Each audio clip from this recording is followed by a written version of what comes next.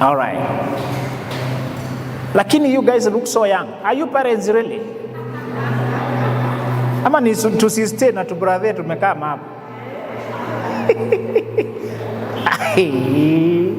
Mnakaa ni aje wase. But thank you for coming. I saw some of you so early. Where are the teachers? Teachers wako wapi? Wanipungie mkono. They are not around? Hawajakuja bado? Teachers, hands up. Thank you. Aya, parents, how many parents have arrived? If you are here for a child, thank you so much. My brothers are here. How many brothers are here? Wanaume parents. Thank you for coming, man. You know we are always minority. Manzi, asante kwa kuwakilisha hiyo club ya boy child, imekuwa down tu kiasi, lakini kuna venye tunajikaza. You know, there are some places, in many places you find that in church, in school meetings, and even in voting, ladies are the majority. And because ladies are more in touch with the family, with the child. But every guy who has come, I want to challenge you to change the narrative. I want you to be closer to your child than the mother. See that child. Hakikisha familia yako inaishi na wewe as far as you can. If your job is not migrating you all over, do all that you can to live with your wife and your child. Wake up with them, go to bed with them. That is important. Don't send your wife to Kisumu. Don't send your family far away. We're supposed to do life. Doing life does not mean, I was telling Malimu, people think doing life together means having the same house, getting children together, and buying investments. That's what they call doing life. That's how our parents, many of them, did it. It was what they do together. They have their shoes in the same house, clothes in the same house. Doing life is thinking together, talking about everything, every idea. Make sure your partner is your thinking buddy. Whenever you get a new idea, the first person you want to share it with should be your partner. And if they are not the first person you want to share it with, they should not be your partner. Okay? Some of you, when you get an idea, the person you don't want them to know, hey, it's your partner. That should not be. That should not be your partner. That's not a soulmate, it's a cellmate. You're in a cell, both of you. We are here for kids, and this Sunday I'll take time with the teachers. Any of the teachers or the child, hata kama mtoto hayuko hapa, wewe ni mwalimu na uko na mtoto. Hata kama hayuko kwa hii shule, hata hajafika shule labda. Thank you. So I want to address parenting mostly and what we want to do when we have children who are in primary school. Let me tell you something. I want to start by, okay, what is my name? My name is Benjamin Zulu. I forget to mention my name. Any of you follows my work? You have seen my work somewhere? Thank you. Thank you so much, guys. That's very, touches me. When you once you get a child, your life is no longer your own. Before you get a child, you can say, my life is my own. I'm going to live it on my rules. I want to do what I want. Nobody going to tell me what I want. I wear what I want. This is my life. How many of you don't have a child? How many of you don't have a child? Listen, ndio nikuonye. Usikimbie kukua. You know many people did not get a child by planning. They got a child as a result of a steamy evening. Something happened. Nilishtukia nimekuwa paged. Wanaitanga paged. You know? So, once you get a child, your life is not your own. Parenting is a duty. And please, when you get pregnant, don't abort. You were not aborted. Don't abort somebody. Are we together? The person you are aborting is wale wanasemanga, no, it's only a bunch of cells. You were also a bunch of cells. From conception, that's a person like me and you. They just need to be taken care of all the way to maturation. From the time of conception, it's not just a bunch of cells. Even you are a bunch of cells. It's a person like you. It's just a process. Don't flash. He's under 25. Kuna kapri 25 kameniambia kametoka ku clean up the system. Na kanizungumzia abortion. Imagine, anaita watoto ku clean up. Why you cleaned up yourself? You know, the brain matures at around 25. Before then, there's a part of the conscience that is not working. It's part of the reasoning brain is very slow, it matures around 25. Kuna vitabu umesoma ukiona zikiita delayed or prolonged adolescence, it goes all the way to around 24. Up to then, a person is using a brain that is called amygdala, which uses emotions and the reward system. We give you a grade, you do it better. We reward you, you do it better. We punish it, you stop doing it. That is the brain that we use to learn skills of life from 24 and below. When you're in the university or college or wherever, that's the brain you're using for life skills, for degree, for mathematics, for logistics, for teaching, for nursing. That's the brain that was meant to catch these skills and language. You can learn language when you're younger faster than when you are old, because that's the brain that is working. It absorbs information quickly. But it has one critical, fatal weakness. It can't think long term with emotions involved. Love involves emotions. Whenever there's emotions and romance, the brain that can make a decision is called rational brain. But it grows from 25 and beyond. If you marry when you are 22, 21, 20, you're making a blind gamble, a jump into the dark. You can only hope that you land in a good place. Some people married at 19, married at 23, 24, 22. They got it right, and it was a blind guess. Some landed right, many others landed wrong. Na lazima wavumilie. We are here to discuss when you get a child. And I have mentioned and said, once you get a child, you lose the freedom to say, my life is my own. And please don't buy your kids this thing until you know they can handle it. I recommend after Form 4. Before they finish Form 4, put this phone at home for the house help. Ule ako nyumbani akupigie, mtu akitumwa mali na nendeko aende nayo arudishe, ni ya familia, usipe mtu.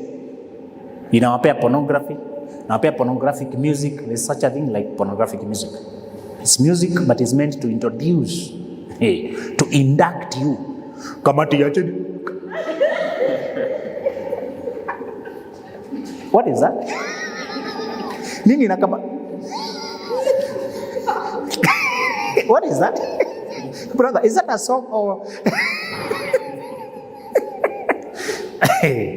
So, madam wainame ama, what are they doing exactly? Ndio ulizo kama what is happening? What kind of activity? They mimic sex positions. They mimic, they arouse imaginations of sex. It's not creativity, it's sensuality, it's sexuality. There before, songs were creative.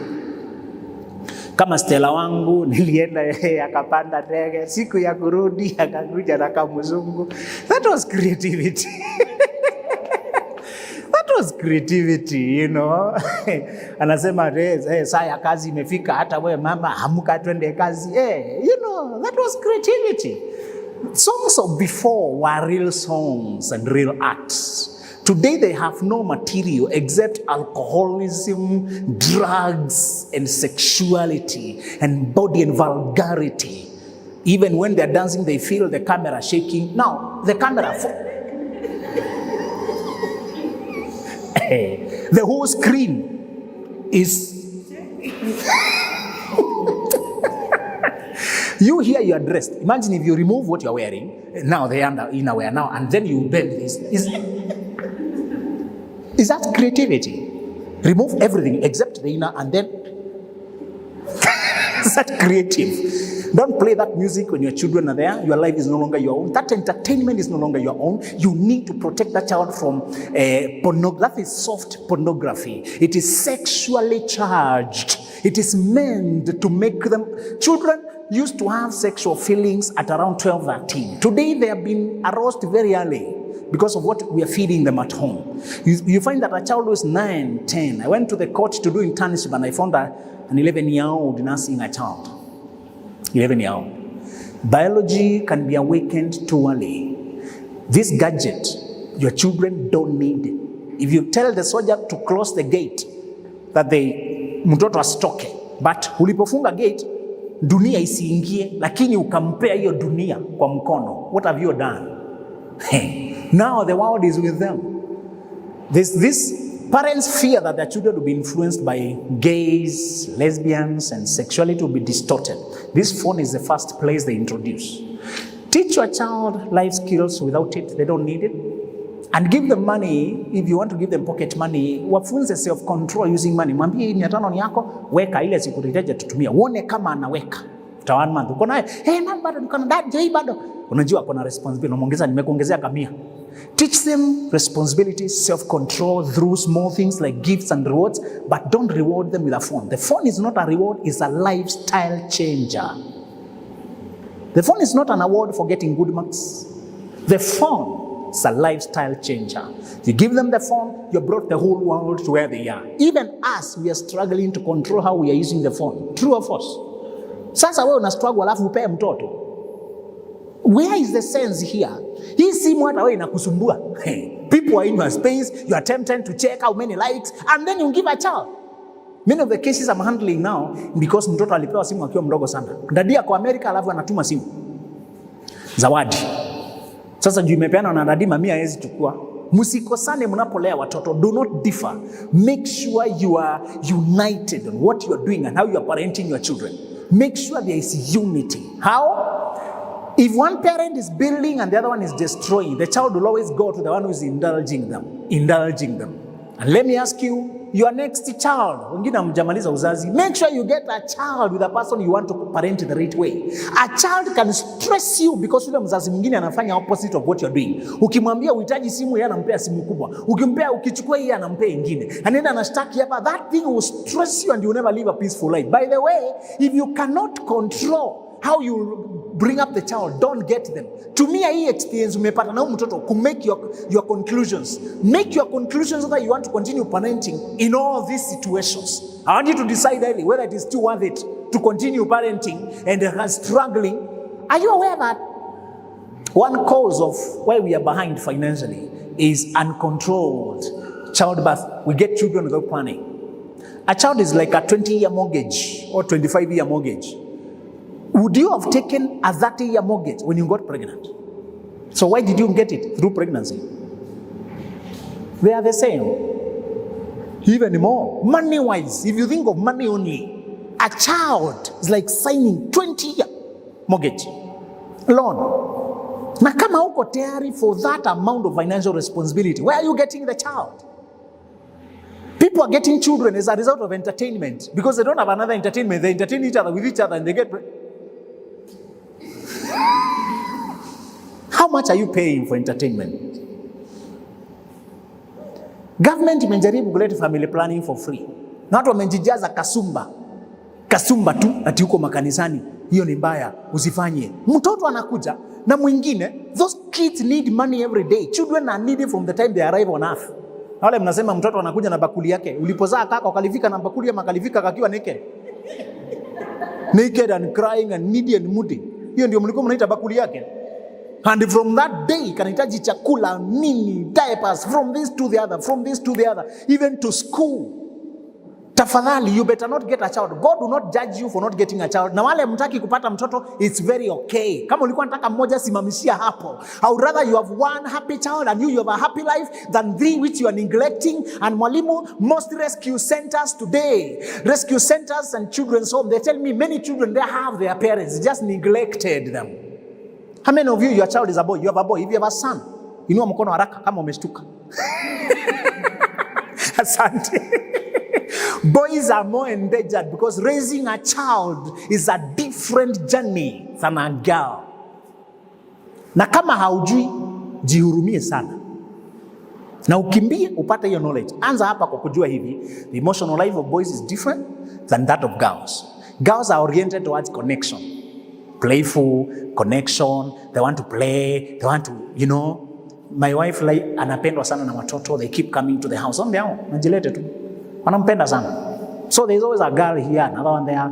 Boys also, akienda shule, kamoja kanajificha kwa gari yake, akifika kwa nyumba akifunga, anaona kama mtu kamechomoka kwa buti.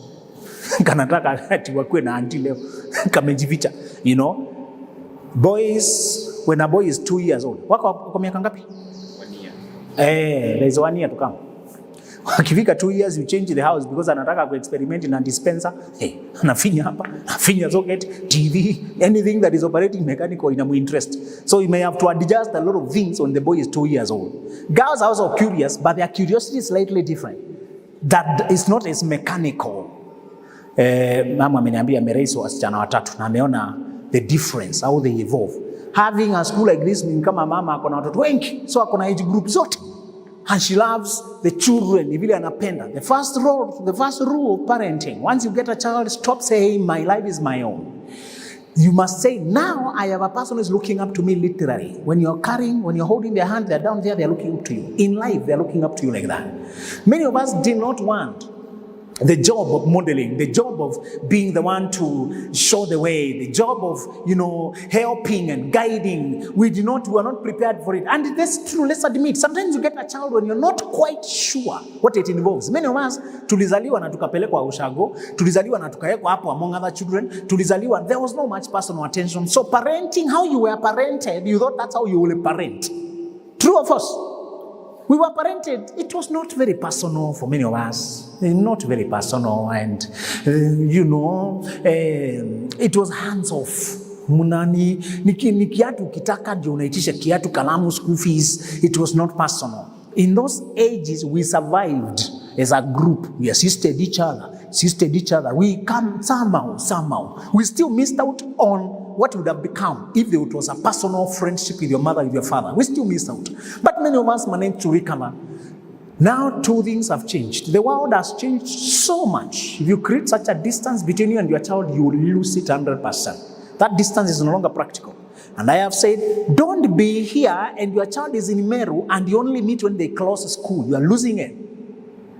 Don't keep a child who is very young, delicate, not yet secondary school age, and they are far away. Kama wako town ingine, every weekend, make an effort. Go there or let them come. Get to see what happened this week. You can notice habits and traits. And the fathers, wanaume, we have an advantage from God for free. There's something a man, the way he connects with a child, mothers can't manage. Hata wakijaribu. There's a saying that says, one smile from daddy is worth 20 kisses from mom. Wanacomplain, wanasema hiyo tume-exaggerate. Na ni ukweli. When you befriend your child, I want you to start observing the connection between daughters and dads. It is life-changing. Any of you has had any connection with your dad, you can testify to that. You appreciate mom, you do not diminish any of them. God alikuwa anataka tukue na wazazi wote. But I want to show you the difference. When you have both good mom and good dad, you know none of them can replace each other. Dad is more protective, leader-like, believes in you. Look at women who fly high in life. Many of them, there's a father figure, the biological dad or another man who played father figure, who inspired them. When a dad is close with a boy, wanaume mnajua Tyson Fury, the heavyweight champion. You know Tyson Fury? Alizaliwa akiwa underweight. He was very tiny. Kalikuwa kanatoshana kwa mkono hivi. Madaktari wakampea 50-50 chances of survival, 50-50 chances of healthy. Unaweza survive lakini huko healthy. The dad was there and he said he will not only grow to be a full boy, he will be a heavyweight champion of the world. The dad declared, today he is the heavyweight champion. And he has never lost a battle. He has defeated an undefeated guy. They have done a trilogy. Wamefight mara tatu. Trilogy is when you fight mara ya kwanza na hakuna decisive. Ya pili wakafight mara tatu. Let me tell you something. That guy was not even using Christianity, he was using God's given authority. Hata wale wanaomesi spiritual, kuna power uko nayo over your children. Start announcing things. That guy is not spiritual. You know that principle is true because Floyd Mayweather, another fighter, not Floyd Mayweather, right? Junior. When he was 18 months, the dad was giving him punching bags. It was 18 months, amekashika, kana punch. The boy retired undefeated. He's still one of the best to ever fight. 50 wins, 0 losses. Tiger Woods at 18 months had a golf club. 18 months. What are we doing with our children here? We are just there. Tunamnunulia kalamu ikiitishwa, kitabu ikiitishwa. Those people who raise giants, they don't raise them by being hands off. You announce to them what you want to become. Wanaume kama umechukua effort ya kukuja hapa, go a step further. Start doing these funny gifts that don't cost you money but they cost you thought. Nunua kalamu. Maybe I know you have other pens, but this one is from me. I want to give you this as a prediction that you will write your destiny. You will go far. Mpatia kalamu tu. Na unaipatia maneno kadhaa. And you go. Siku ingine unamsikiza, tell me what happened today, this happened, I know, but I know you also you control your anger, don't take over, do not be, kama ni wamefight mahali na huko wakapigana na umeletewa kesi, what happened, aliniprovoke. Unajua wakati mwingine I know you can be provoked, but I also know you can control your anger. You're a mature person, you're very emotionally mature. Mwambie kama ijakuwa, call it as if it were, na ataanza kuwaka akupendeze kwa sababu umemwambia, you believe in it. What daddies say become almost a prediction. Fathers have a very strong predictive power. Start using it. When Benjamin was born, my namesake, Jacob was around, but Benjamin was born when the mother was in pain and she was dying, and she called him son of my sorrow, Benoni, and she died. But Jacob was around and changed quickly. No, he is not son of my sorrow. He is son of my right hand. He is not Benoni, he is Benjamin. That's how Benjamin was born. Your right hand, alisema, how the boys, his son of my right hand, all the tribe of Benjamin, the children from that boy, became such sharp shooters, they could shoot a strand of hair without missing. You can speak a gift into being. Kijana mwingine baba hakuwa anaitwa Jabez. Jina yake alizaona na uchungu, na baba hayuko around. Bado akaomba, the heavenly Father change my name. Even if you don't have a father to baptize you, you can talk to Heavenly Father. Jabez prayed and God heard. Na expanded the boundaries the way he had requested. Fathers, you have a special authority, and I'm very happy to see you here, but I don't want you to stop there. There are other children who are not your children, but you guide them about wisdom of life and you change their lives. Every day, people come and tell me, you are the anchor I wish I had. The conversation we had here changed my life. I listened to you and I had like I was talking to my father. Guys, let's start doing that. You don't need to be a public teacher like me. You have people me I will never reach. Kuna watu, my brother, who are close to you and they don't know me and they see me from far. You are the one who is close to them. Talk to them. Start speaking words of wisdom. Never be drunk until you don't know yourself. Don't embarrass yourself like Noah. Noah caused a curse because he got drunk, and the way children handled him, one of them mishandled him and he got a curse. He was cursed because the father was drunk. Some of these curses, umelewa hadi mkapigana na alafu mtoto akakuwa na laana ama akaenda prison, zinatokananga na misbehavior ya daddy. Tusiingie kwa hizo baka unamelewa umejisahau uko naked. Watoto wanakuja mmoja hapa ati anakuchekelea alakalaaniwa. Kama ungelewa kungekuwa na laana in the first place, isn't it? Once you get a child, determine that you will be you may not be the richest guy, but you are a man of solid character. You don't need money to have solid character. You can just make a decision. It's a decision. I may not be perfect, but I'll always do my best in my situation to be emulatable. I want to encourage you, make that your goal. And then you will find yourself bringing up Kamala Harris. Those women you see topping the world, ruling the world, they say, my father told me. He believed in me. There was a daughter of, is it John F. Kennedy, or daughter of one of the presidents. She believed herself so much because daddy always told her, you are the best woman this world could get. Don't be afraid to attempt anything. I've read stories of how women were inspired by the father. So if you're a man and you are here, the effort you made today, make it your nature. Sometimes you're raising a child who is your sister's child, your brother's child, your younger sibling, you are guiding the way. These ladies, when we go to church, they pray with more words than us. Tukiambiwa tuombe, wanaomba na emotions mpaka unasikia kama maombi yao iko strong kuliko yako. You can pray hadi useme, I have been outshone, wacha ninyamaze. Tukisema tuombe kitu, na mama ndiye anaanza, unasikia amepeleka vibration, hata akaeka intro ya maombi yake ni moto kuliko maombi yako. Warm up. Ladies pray like that. Hannah prayed, akatoa machozi hadi priest akashanga. She prayed with emotion until the priest, because he was a guy, wanaume hawaelewi emotion, anamwambia wewe umelewa wewe. I think men we have an issue with emotions. Hata priest haelewi. Wewe wacha pombe wewe. The priest, Hannah was pouring her heart. Women are more experienced in pouring heart, emotional expression, and women stay there. Don't diminish your nature. Be who you are. Women cry for 100 reasons. Men cry for 2 reasons.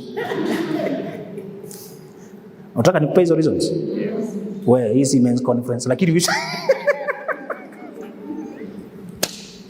Kero mwanaume analia kuna grief. Kifo imetokea bado. ama physical pain. Sababu zetu zimeisha.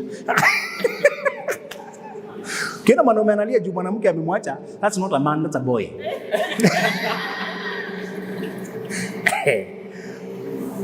We are not saying we are tough, we don't express ourselves emotionally. Me, I believe I'm one of the most emotionally expressive men. I try to be in touch with life.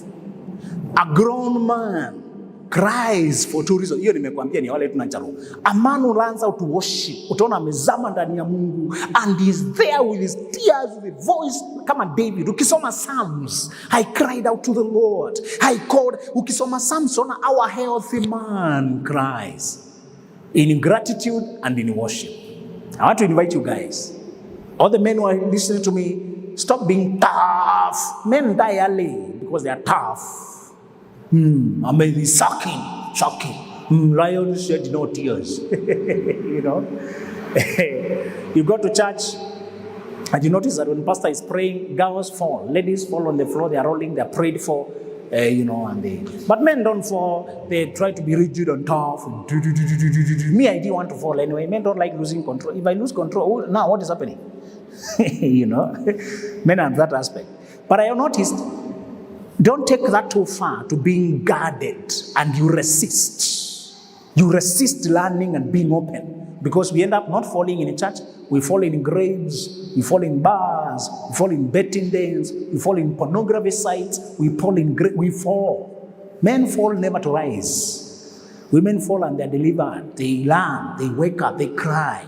A man, if you're here, don't stay dry and stiff. That's not strength. Strength means being in touch with your inner self, and you can express a sadness. You can admit and say, I feel sad, feel angry, I feel frustrated. This is too stressful, man.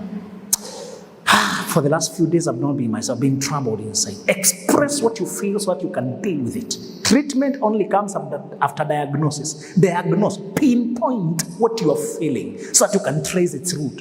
The rule here is, once you become a parent, once you get a child, brace for journey. Don't say atajilea. Don't say hatukuwa na viatu tukienda shule, nyinyi mko na viatu.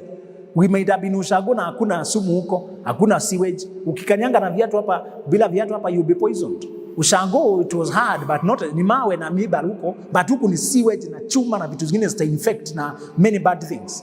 Times have changed. Don't tell them they are privileged to have this which you did not have. They are existing in a world which is very different. Even if it were you now, you would need what they need. So move with the world the way it has moved and don't force them to live the life they lived. You lived. Now, what about breakups? Sometimes these children are stressed. You know, you may have a child and the relationship is not working. The connection is not working. It's very painful. And as much as you wanted the child to have both parents, you are stuck. You are stranded. You're wondering, if I stay here, is this stressful? Will it help the kid? Sometimes, I have a friend of mine who has children and they're young, and the relationship is just not working. He married a woman from hell. A woman from where?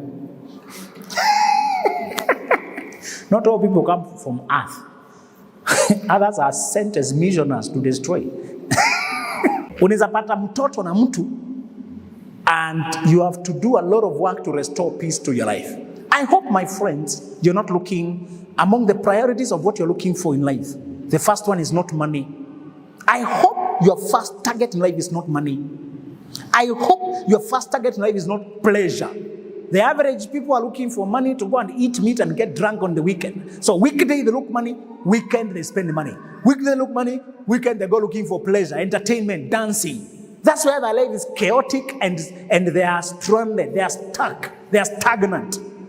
This is one thing I want to invite you to start looking for. Wacha kutafuta pesa, wacha kutafuta pleasure. Start looking for peace. For what? Peace. My friends, stop dating that lady because she's very exciting. Her figure, man. Oh my, I see I run crazy, man.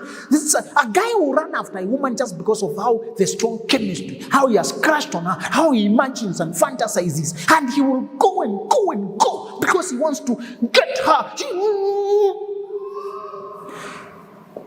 The Buddhists say when you are in true love, when you love a person, you don't sweat when you see them.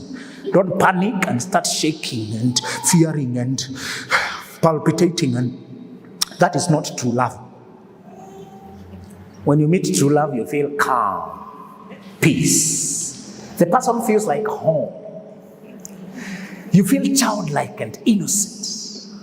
You feel free. You become giggly and playful. You feel butterflies. You feel easy. You feel alive. You see trees looking more beautiful. You see as if the buildings are smiling at you. You hear songs and the birds suddenly are more audible. And suddenly the world is happier because you're in love with this person. Hii kitu ingine mnafanya huku. Haki ya nani siwezi lala. You know, unatuma mtu text 72. Unampigia simu hadi simu inawaka moto. That is not love. That is called addiction, obsessive. That is called a void. You have a deep void. And you projected your fantasies as if they are the person you need. And you feel like without them you will die. That is not love. That is obsession. And there's a show I did on YouTube that how to learn a person is obsessed with you. Obsessed people are terrorists. They can kill you. You must never entertain obsessed people. They can kill you. They are not themselves. They have no identity. You are their identity when they are with you. And they are very insecure because they are not sure that they are enough for you. They keep trying to run around to check who you are talking to, whether you are about to leave them, whether you are about to leave them. And be careful. When a person has crushed on you, don't have sex with them. If they taste your goodness, your sweetness, they get addicted more. They can kill you because of that. Because they can't imagine another person having such a good time with you. Always date with no strings attached. If you are still not married, don't go to bedroom to learn people. Stay in boardroom so that you can walk out when the deal is not good. If it's bedroom, you may never walk out. Never remove your clothes, never close your eyes, never switch off the lights when you're with a person who is not your partner. My brother, right now you are safe. See, your clothes are on and you are alert. Ukitoa go.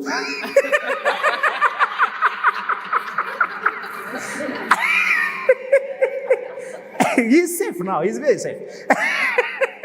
Lakini uende utoe na uzime na ufunge macho. Utapigwa picha, utablackmailiwa nayo, your reputation will be ruined. Pre-25s are being ruined by shows called loyalty tests. Some things. Alafu anateta hapo kwa kamera. Ulinifanyia. Na hiyo video itakaa on YouTube forever. Jina yake amechoma like this. Over nothing. Pre-25, premature dating is disaster. It ruins your reputation before your life even begins. You're announcing you're pregnant. You're announcing one day when she's 32, 10 years later, she walks into a boardroom to be asked to interview. Oh, I remember this face. So I wanted a customer executive. I think I saw your face somewhere. That clip in Australia. Would you mind commenting on this? You're frozen. The internet does not forget. Protect your reputation by keeping your clothes on. Are we together? Yes, my sister, you are safe now, okay? Stay as you are until you become one. No, the best thing to wear when you're having sex, it's not just condom, it's this thing. Ndio mnaambiwa condom iko safe. Hey. This thing, condom has its place, but the ring is very important. Once you get to a place where the marriage is not working and there are children, I want to tell you how to decide what to do.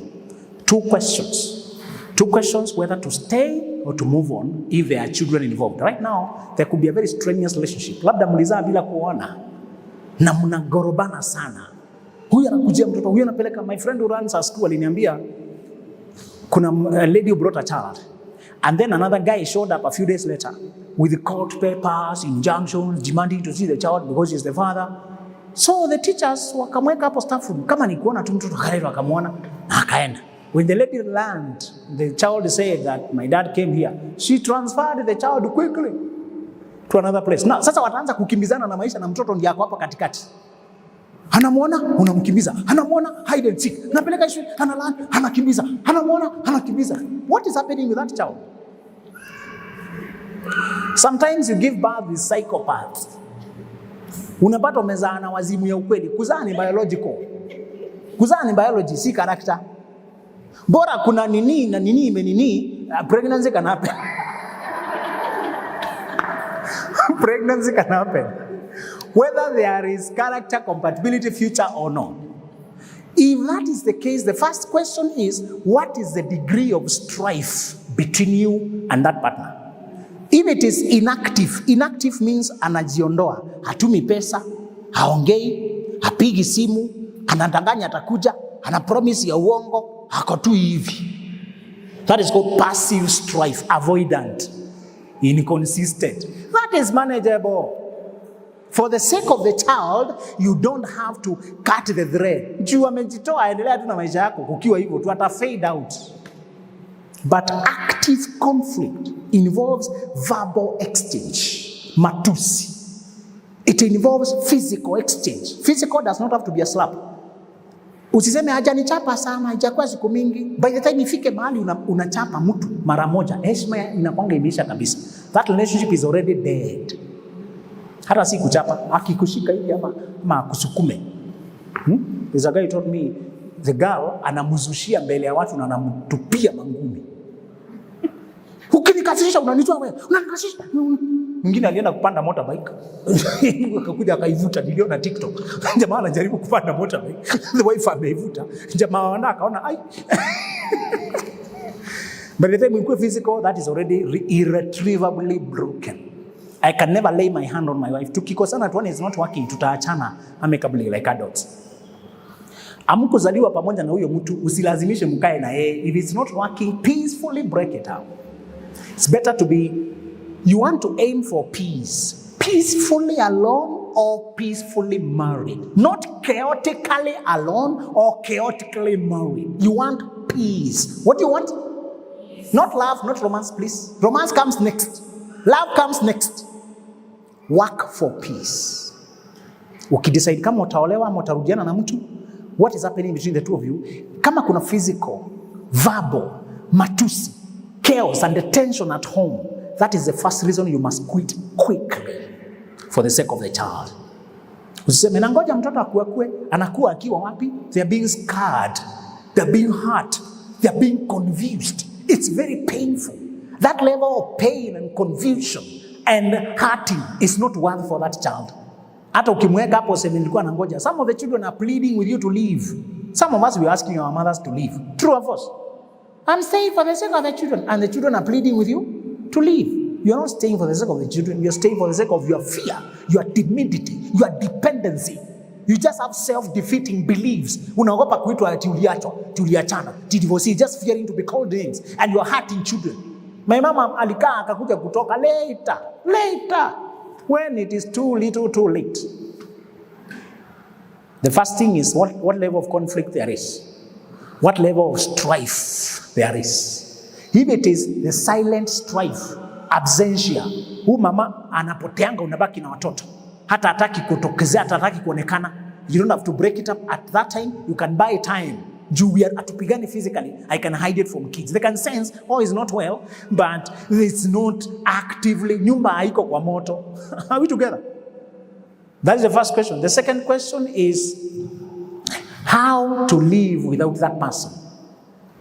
There are people who did not use common sense. They used their body to make a decision. They did not use upstairs, they used downstairs. So, wakaolewa makapata mtoto kama ana mapato, ana means of income. I don't know who bewitched, I don't know. I don't get it. I've been trying to think like that person and I can't. Nimeshindwa sijui kama munisaidia manyaji. How do you get pregnant? There's a case I'm seeing today of a girl who finished Form 4 and ran away to be the guy. Na akapata mtoto. Sasa 23 kuna mtoto anawekwa na jamaa ananipiwa. I try to wrap my head around that person na nimewahi shindwa kabisa. I still don't understand how you put yourself in the hands of another person to finance your life. Me, I fear kuombaomba so much. I don't know what is wrong with people. So some people got kids when they can't stand on their own. Sasa relationship imekwama na wanakuandikianga vitu zinatapika. Anaandika vitu ukisoma unasikia headache, immediate headache. Hata unaitisha aspirin, double pain. Imagine this guy, now here he's sleeping with the many women out there. He does not live for food, for money for food. Now I'm just here and I ask him, he slapped me. Is that marriage or slavery? Because aliolewa bila independence, hakufikiria self-survival, hakufikiria self-preservation, alitoroka nyumbani ndio akaolewe. I find it so hard to converse with such a creature because I think their brain is empty. They have since switched off their brain. Guys, one thing to decide when this is not working, plan on your self-survival, and I want you after peace. The next thing you always value is self-reliance.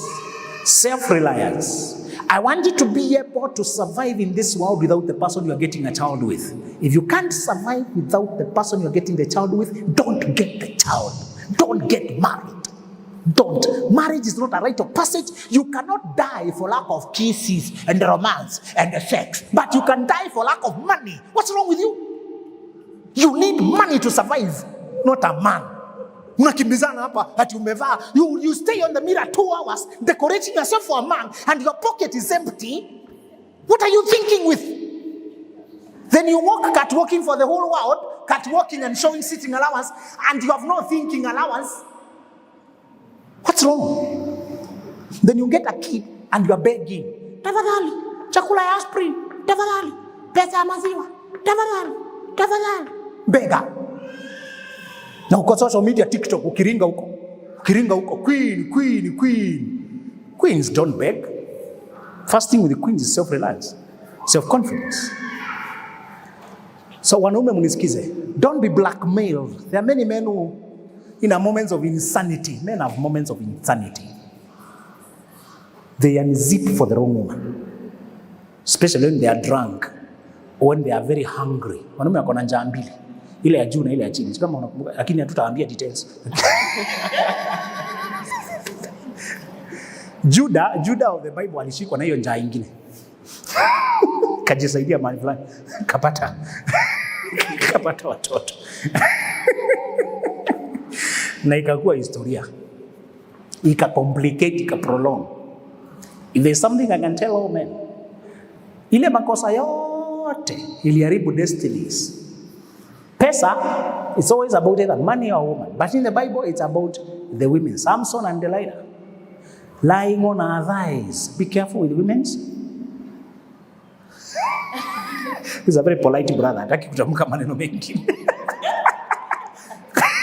But here, Samson and Delilah yakapoteza sanity. The thighs, be careful. And they always give us a sneak preview, okay? It's part of their dressing. Hey, you know. And it's okay, she enjoys her life. But wanaume, they lose their sanity. Samson alipolalia hapo. It was never, and Delilah was not cunning. She was telling him what she's trying to do. Tell me how we can tie you so that I give you away to your enemies to be killed. She was not even creative or cunning or hiding. The guy was just dumb. Some people are not cunning, you're just dumb. When you are inflamed, when a man is in heat, he will run after a woman, run. Na ataamuka after, oh my God, what have I done? There's some 2 twins, brothers wawili walikuwa na harasiana, walikuwa na scuffle in one of the hotels, uliona kwa media, about women, about this, and there are 2 of them. Just like that, you lose your positions, you lose your reputation. Just like that, small things. About when a man is tipsy and when he's in heat, thinking about women. He destroys his destiny. Listen, ask yourself how you will survive on your own and make a plan. Never remain a slave. Either leave the child with that person or raise the child without them. If they say, ukitoka hapa sitachangia, leave the child there or go with the child and believe and survive on your own. Don't let a person to be an agent of chaos, an agent of strife, trouble, issues in your life when you know very well they cannot give you peace. Those are the 2 questions. Now, how do you explain to the child that you are breaking apart? If you realize that this is not working, how do you explain? Number 1, you use the age of the child. If the child, you can see comprehension. Amekuwa akikwambia, daddy, haki hapa kuna shida, sitoke. Yeye mwenyewe amekuwa akikwambia, pick it up from there. Sio kumbuka ukiniambia we are not happy here. Kwa hivyo tufanye nini? Tutoke sawa, twendeni. Hivyo. Sio nakumbuka kusema hivyo mnaongea from there. The thing with children is their age. Angalia kuelewa kwao. Angalia their comprehension. The other thing is, you use an expert. We have children psychologists who can paint the picture of reality to children. Telling them, daddy na mami sasa si marafiki sana sasa and all that. Unamuelezea, anaelewa. Na anashika. Now anashika. Well, they also know their friends who parents don't live together, who mom lives alone, who dad lives alone. They understand. Use an expert. Number one, consider the age of the child. If it's a child you can explain to. The second thing is get an expert to explain to them that your family is breaking apart, but wanakupenda bado, unapendwa, hujaachwa, wewe uachi. You always, mom, dad are there for you. Hata kama mmoja disappear na hamja break up, you still need to explain that. Mtoto akikuuliza repeatedly, wakati mwingine wanakuja shule wanauliza, nitaiona mami tena? Tena nadi tena? Sijaona nadi. Kwani uliendaje? Niliona hii. Naogopa. Explain to them and tell them that's how the world operates. Explain to them and tell them that, si eti umeachwa, you're not disappearing, you're not dying, you still eat. Kiwa kuna mzazi ana confuse mtoto, wakati mwingine anaapia. Anampea gift mingi, gift. Hebu anavanish. Unabaki hapo ukistruggle na vile alikuwa na yeye 1 week na akarudishwa nyuma kabisa. Anawachi zile vitu ulikuwa umekataa, anatumia zile vitu, anaongea ile lugha ulikuwa umekataa, anarudishwa. You need to cut the thread. If you cannot put the child under your rules, don't keep them under your roof. That is always the rule. If you cannot keep the child under your rules, don't keep them under your roof. Kama ni mtoto amefika kiwango cha kukanywa, mwambie, najua mama yako mkionana anakupea simu, anakuachia hapo. Na unajua ni kwa sababu labda hayuko available, anatumia hizi zawadi kubribe mtoto ama kukupunish by confusing the child. Ninajua wakati mwingine ukienda kule unapewa zile vitu tulikataa, lakini these are not good for you. Na kwa sababu mimi naishi na wewe, nataka usikie hivi. Hata ukienda kusalimiana kule, hizo maneno ukuje hapa kuniletea mang'aa, nitakupatiana huko kabisa. Guys, let me also tell you. Ukishapata mtoto na mtu, that child is not yours alone. Accept this is a joint property. Wakati yako mtoto mnamuown pamoja. Akishakoma hata kwa anybody's ownership. Kishafika umri ya majority, ataenda kwa life yake sasa. Just like you now, you're on your own. But when you are a child, it's like your life is being run by 2 people. So ukiona ule anataka kuharibu na anakustress, according to the same priority we said, we value peace, we value self-reliance. Kama anakuletea chaos and strife, mutoe kwa nyumba yako mara moja. Don't even hesitate. Mpatiane huko. Achague ile maisha anataka. Children can also know what is right. Umemwambia what is right. Kule anamislidiwa na cooperate. Don't let a child ruin your life with chaos. Ati amekuja sasa ukimuita haamuki, ameacha kuobei masaa ya kuamka, mara anaacha sahani pale, mara haja flash cho, mara hajaoga, mara afui nguo, juu wakati alienda kule alikuwa anafanywa na mfanyikazi, amekaa 1 week, amekuja mwambie, my friend, you know how we live here, and if you don't comply our rules, panda gari urudi, na usiwahi kuja tena. Release them peacefully. Wacha kuogopa kupoteza. Especially women, you're very afraid of losing. And men, sometimes when a marriage doesn't work and amebaki na daughter, I'm a child, you think the child is your everything. So you don't ukanya mtoto, unataka kumshikilia. Na anakuja kulan, unaogopanga kumlose. So anapotelea hapo indiscipline. Anajificha tu hapo. You kept the child but you did not straighten them. Because of your fear of losing them, you still lose them. They become useless, undisciplined. They can't control themselves. They're into drugs. Many single fathers don't know how to raise daughters because they don't know how to discipline them. Generally, mothers discipline the daughter and they spoil the son. Fathers discipline the son and spoil the daughter. Ikiwa una parent peke yako, angalia gender yako. Kama una parent mtoto wako opposite, hiyo dunia uielewi na kunaweza kuwa na chemistry. Chemistry opposite sex pia inatendekanga between child and parent. Are we together? There is chemistry usually. Kuna ule unaweza pata mna click, poa. Mna click. Juu ni daughter yangu, na mimi dadi yake, tuko na kale kafujo. Dad, imagine nimekumiss, maisha ni kuaje, tunachapa risto, eti ni dad na daughter. Kuna chemistry. Lakini kama ni boy, ni aje boy, maisha imekuaje? Yani another energy, ni vibe different than when it is a daughter. Because of that chemistry, unaweza kosa kuona mahali anaenda excess, mahali unafaa kumdiscipline. Na anapotelea peupe, anapotea ukiona. Because hukumweka kwa boundary, hukumweka kwa njia. I want you to be very careful. If you are parenting a child of the opposite sex, now ladies, acheni kuargue na vijana. Vijana hawajui argument. Don't raise your voice when you're talking to boys. Don't raise your voice. Ukiona umeinuka, zile za kwenu zimeinuka. Mwingine mnasema, mimi unaswea na nyanya yako. Mimi kikiinuka, go away fast. Don't embarrass yourself. Tell the boy family, nimesema sasa ni wakati wa kwenda kulala. Wachana na TV na ukalale. Mama, wacha kelele, nimesema uende. Usianze, mbona niunga kitu hapa? Hata baba yangu alikuwa You are making a fool of yourself and you're losing your authority. Be calm. When you talk to children, be firm and calm. Na akikosea, execute punishment immediately. Uliwaambia mtoto anza kupanishiwa akiwa umri gani? Unajua wanangoja sana. Kakinyonya, kakikuuma, kakikuuma. Ananoa meno na wewe.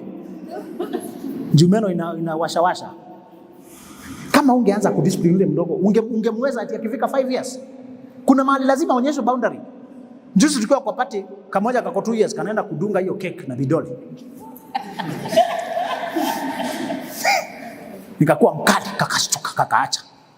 Wa mama hapo, ladies hapo wanasema, "Hapana, njoni mtoto asimu. Njoni hakuja tucheze huko." Don't replace makosa na reward. Ati badala ya kufanya hivi kuja tucheze. Jua boundaries, that is wrong. Tianaenda kuswitch off stima. Utachomeka, usiguse switch.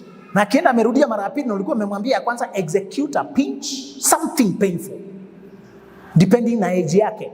Hata wakati kana nyonya na kana kuuma, usimwambie, "Mbona unaniuma?" Watoto waelewangi woishe.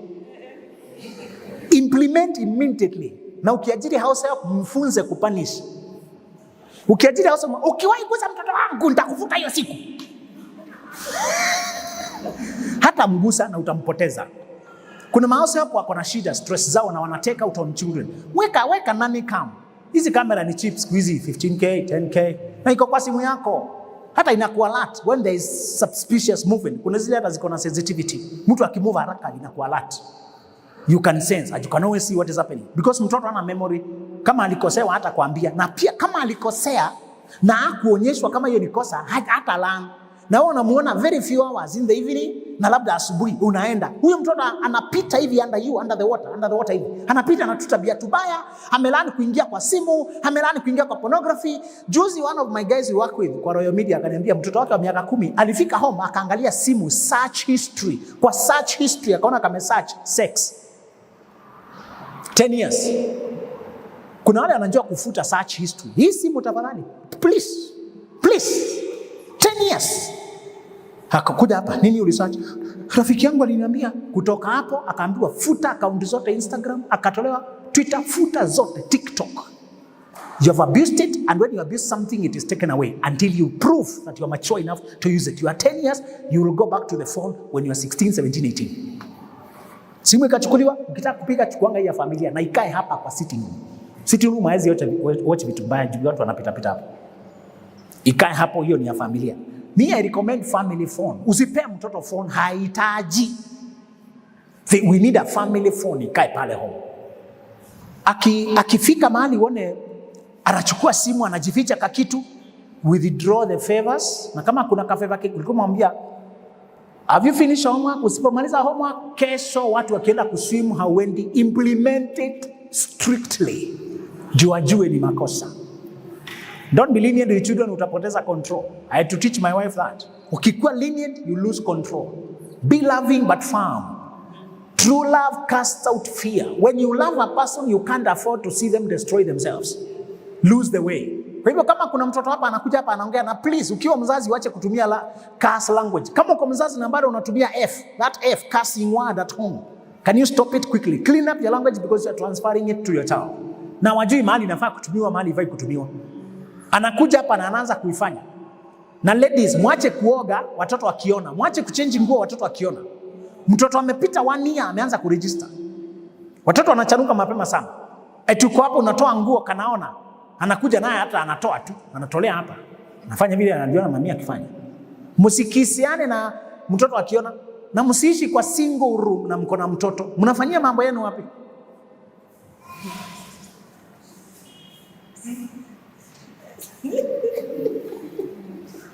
Mnangoja walale nao pia wanangoja wasikie. Nyote mnangojeana hadi saa. Kila mtu anajua sinema inaanzanga kitu saa 5. Both the actors and the audience. Na kuna ngonjewa quietly. Nao wanajua kujifanya wamelala. Wanachange vile wanapumua. Wasikie mchakato. Na wanakuja kuenact hapa. Kuna watoto walionekana 3 years, 2 years. Huyo msichana akaenda akakisi kijana, akakisi kaboi akakainulia rinda, nainulia kijana rinda, na nambendia hivi. They are reenacting what they are seeing. My friend, wacheni hiyo mchezo. Kama uko na mtoto, you need at least room moja na ingine. Yeye alale kwa ile room, na hii mlango iko hapa katikati isikuwe na nafasi hapa chini, wanachungulia. Wanasikiza. Be creative. I told my wife our bedroom door must be soundproofed.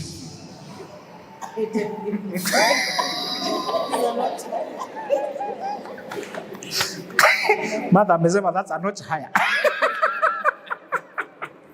Unajua, sitaki mtoto wangu kule ati amesema acha nikwambie. Unajua anaambiangana acha nikwambie. Sisi tukilala nasikianga haraka amechangamka, anaambia mwenzake. I timed bedroom zao ziko upande ule, na yangu iko upande huko, na corridor katikati, na mlango soundproof. Soundproof si kitu expensive. These guys dionekanga soundproof. Ni kitu onekanga around the door. Kuna milango ikifungwa kama ya gari inafungikanga gums. Unasikianga mlango ya gari? Na ukipandisha kioo iko sealed. Sauti haziwezi sikika. That's what I'm talking about. Si kitu sophisticated. They can even put a rubber around. Ikifunga inajilock vizuri. Haina sauti.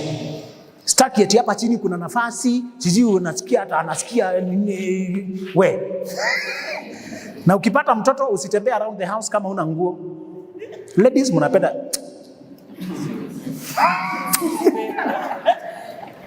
ladies. Kati anajifurahisha. Jifurahisha kwa nyumba yako, kwa chumba chako. Kukiwa na mtoto amepita 1 year, at least wear shorts na katop. That's okay. Wakati na tulisema kama unataka starehe usipate watoto. Ukipata mmoja mlee atoke, mbaki na mpenzi wako, mbaki na starehe. Sawa? Mtoto akiwa pale nyumbani, make sure it's presentable. Unamwonyesha life, haitamchafua kichwa. Juu anaenda kuona mapicha kwa internet na alikuona ukikaa hivyo. Kwa tuna kabra na katongo, kitu tu alafu ameona online. Mami alikuwa hivyo. Anasema huko. And we as men, the things you are watching. Wewe mwenyewe unaweza kuwa unatazama wale wanamuziki wanaimba ma songs funny na unacheza hapo kwa TV na watoto wako hapo. Nyimbo chafu umeka channel. Na vile vitu inacheza hapo, they just sex all over. You know, hata maneno wanayotumia wameweka vitu mbaya. That's what you are exposing your children to. The channels that are played in my house when there's a child, they must respect the fact that there's a child we are introducing to the world. Akiona kule nje ni different na akiona nyumbani. True or false? Anajua hii ni wrong. Juu ameona. Akiona nyumbani anajua ni right. Juu dadia anaiwekanga hiyo. Hiyo ni validated. Kwa gari yako, kimbeba, masongs unazo play. Wanaume hii kusmoke, ukionyesha mtoto hapo atasmoke hivyo. Na utasumbuka sana kuregulate. Juu ulimuonyesha. Chagua biashara zako ukijua wewe ni mzazi. Kuna mwanamke mwingine kitaa ametokea juzi kwa TV akisema, I'm 50 years, I'm a sex worker. I have children. One of them was killed through extrajudicial. Which kind of life is that? When you are a mother, you live a life you want them to copy. Fathers, listen to me. Wanaume anajificha, wanaenda mpango wa kando na huko, and you think it is not known. Men are not able to multitask. Akiwa na mwanamke mwingine energy yake inaendanga huko, and people can see your mind is not here. Ni wewe tu uoni. How we? When a man has a mpango kando, ni yeye tu anafikiri watu hawaoni. He is double fooled. When a man is into a woman, it is very clear. You can see body language, presence. Lakini ukianza kuangalia nje na kuendaenda huko, unakuwa hapa technically, and you minimize your hours here because you are increasing your hours over there. Eventually utaaibika. Unaona mwanaume amekufa na watoto wanaanza kuchipuka publicly kuchipuka. Ama wakati uko na mali ama kuna shida fulani, siku nyingine unaona umetangazwa huko. Let me tell you. Wanaume tuna forget. If you are a man and you have a dream, there's a show I did the other day and I said, if you are a man and you have a dream, there's somewhere you want to go in your life. Usianze kujifunga na kamba sahi. The only men who are allowed to sleep with anything, sleep with anyone, to do what they want, are those men who don't have a dream, they are living just to sleep around. Kama you have a dream, a business, a career, an influence. You want to be a father, respectable father, integrity.